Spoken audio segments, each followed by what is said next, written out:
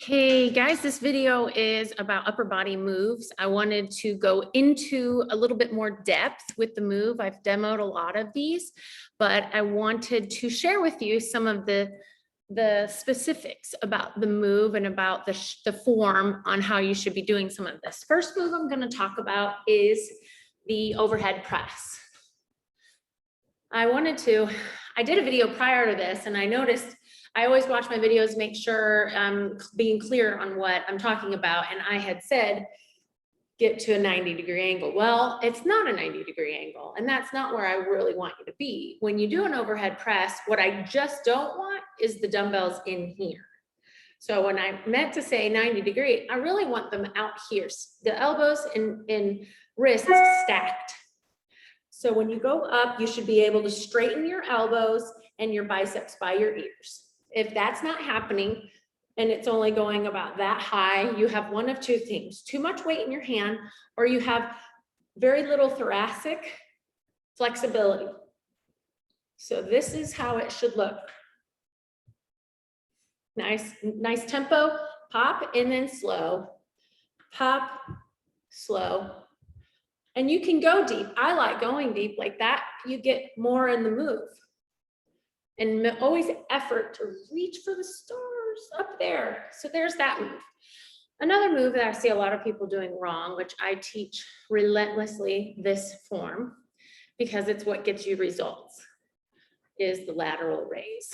When you're doing a lateral raise, notice my elbows are above my wrists. I'm not here. You don't want to end up here. Also, notice my wrists are bent. That's called supination. We need to supinate our wrists to a point so that our forearms are not doing the move. Notice I'm kind of leaning a little forward. I am sitting. Standing is also an option. I'll move this out of the way because most people are standing when they do this. I always put one foot in front of the other. That's what I'm doing. Get in a good stance. If you're like this and you're doing, no. You need to get a good power stance right there. Slow. Pop and slow. Pop and slow. And if you hopefully can't get them up as high, around rep 6, 7, 8, 9, then you're doing the move right. You know why? Because you're going to failure and you're fatiguing the same muscle over and over. If the 12th rep looks exactly like the first rep, you probably enlisted help from your traps, your forearms, other areas, and that's not what we want to do. We want that mind-muscle connection, and we want to make sure we're doing this part of our shoulder. We call this the cap. Also is lateral. That's why we say lateral raise. There's front delt, lateral delt, and rear delt. 3 different parts that we want to move and work. This is the lateral. There's a front raise you can also do, dumbbell in hand, supinate wrists, front raise, slow, front, slow. I guarantee you're going to see progress so much more when you incorporate that tempo. Pop and slow, count to 3, whatever you got to do. It's going to be basically twice the speed on the up and then slow on the down. I call it the negative as well when I talk. So you'll know what I'm talking about when I say go slower on the negative. There's also a great move so we did laterals for our lateral delts. The overhead press is also for laterals. We also, the front raise is for the front deltoids. And so we have our rear delts that we need to work. Sometimes it's really hard to connect to that muscle group, either because we've really never connected to that. We don't know what that feels like, or they're not developed enough.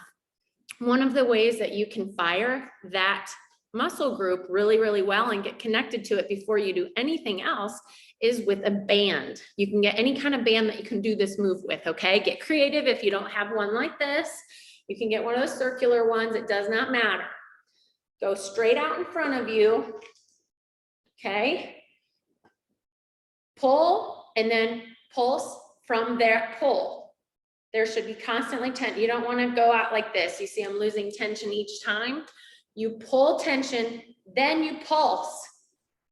Doing 30 of those. After that, go to your down here and pulse out. Okay? I guarantee you, you will get connected to this rear delt that we're connecting to and working over and over with that band. Another one is going to be your bicep curl. Now, another term you'll hear me say a lot, and you've already heard in this video, is supination. It is important that we understand the weight that we need to use when doing a move.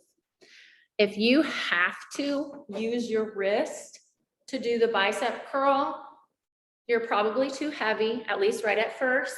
There's a time and place for that, but until you learn how to get connected to your muscles, I want you to supinate your wrists so you can see the difference. That's not supinated, that's supinated.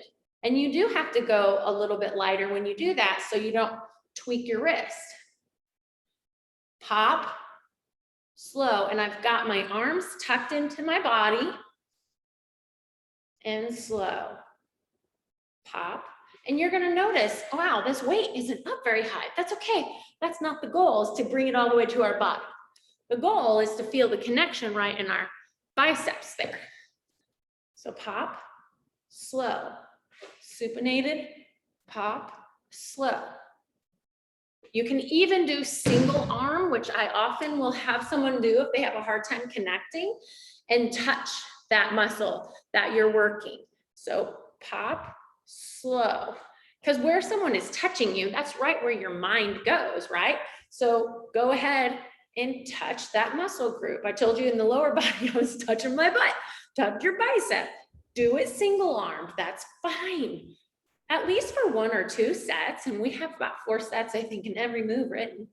That's gonna connect you, and I always pretend there is a tennis ball in the crook of my arm that I'm squeezing, I'm trying to pop it. So this is an accessory muscle. Our triceps are an accessory muscle. I'd say our rear delts is an accessory muscle, our calves.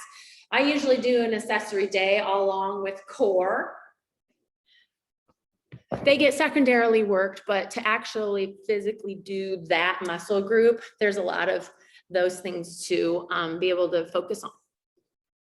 Also, we are going to be doing some core if you have not already. Planking is one of them, and I wanted to show you the form I want you to see yourself in when you're planking, because there can be things that people are doing. First of all, any kind of a core move, you want to pull your belly button into your spine.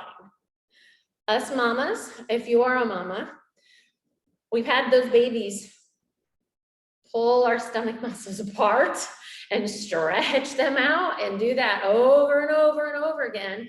So we have a separation usually, diastasis, and that is going to be a separation right here in your muscles. Some you can physically see that.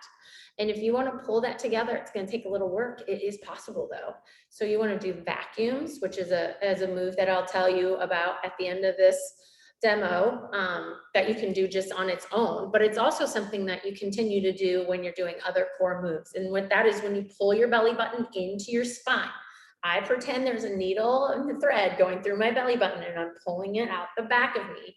And then it gets tighter and it pulls my belly button in to my spine. It's just a visualization thing that I do, and it seems to help a lot of people. So when you go into a plank, make sure you're not low like that. There's sway back right there, and I feel that all in my back, okay? You need to be up here. That's the safe place to be. And if you start to droop, just kind of always make sure you keep, now I don't want you way up here. That's not a plank, but this is where you want to be. You don't want the back of you to be flat. You want the front of you to be somewhat flat. And I'm pulling in my belly button to my spine. Okay? So the vacuums are something that you can do also on your own. I often do it in the morning when I'm just waking up and I'm laying down. The easiest time to do it for me is then. And you pull your belly button into your spine and you hold that for a minute. And you're gonna do shallow breathing up here. And you're not gonna be talking like I'm talking right now at the time. So it'll be a lot easier for you to do that. And if you can't make it to a minute, go as long as you can, take a rest and pull it back in. And over time, you keep doing that, your body's just gonna naturally hold that, I call it that girdle in, and you're not going to be standing there having lost all the weight and then our belly's still rounded out when we're standing at a rest or a relaxed state. Our body, it's just kind of like posture, you know, when you work on your posture and you're all hunched over like that, you slowly start to remind your body, and eventually you don't have to consciously do it. It's just one of the things your body does on its own. That's what's going to be with the core in your abs and when you do these vacuums. So you want to be able to pull those in and get that muscle back. And that's going to help with bladder control and leaks. And I mean, I still deal with it whenever I do jumping jacks or jump rope. I have to make sure that my bladder is completely empty. This is a huge part of that pelvic floor strength and that girdle that's up under there. It's not that top layer of muscle that we see, that six pack, it's the underneath part. And this is how you get to pull that in. You want a smaller waist. These are some of the things that you can do to create that and to pull that in. So I hope this was helpful, and I will be back with a lot more informative videos. Bye.